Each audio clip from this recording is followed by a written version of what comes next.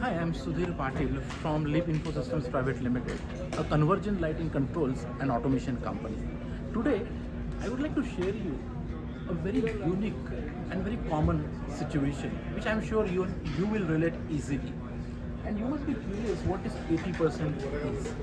What we are trying to explain is that this is a very common scenario which you can find and we have observed almost at 80% of factories.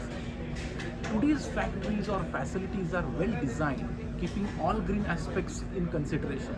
But in spite of that, you find 80% of the companies have their artificial lights on even in daytime, even though there is a good amount of daylight available. Why? And this is where Leap is helping its customers to make use of available natural light and reduce the dependence on artificial lighting. By using this solution, our customers are able to save additional 40 to 50% of energy. And when I'm saying additional, I mean they're already saving because of the LEDs. But on top of that, there is a potential to save additional 40 to 50% of energy. Imagine a factory with 250 lights, 120 watts each. Today they are consuming entire connected load.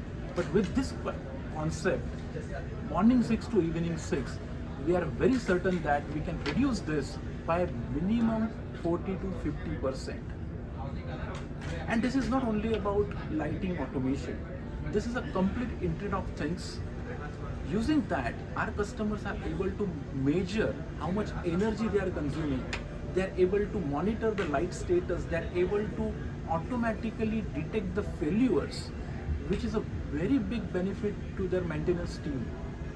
So in all, this is a complete system what we are trying to bring in, and we have today customers like second largest automobile company using this system from last 3 years. We have German automobile ancillary company using across all their factories in India, and we have delivered ROI, return on investment, for these systems well below 2 years for facilities which has more than 100 lights in one single building. So this is Leap Infosystems Elite team. Thank you.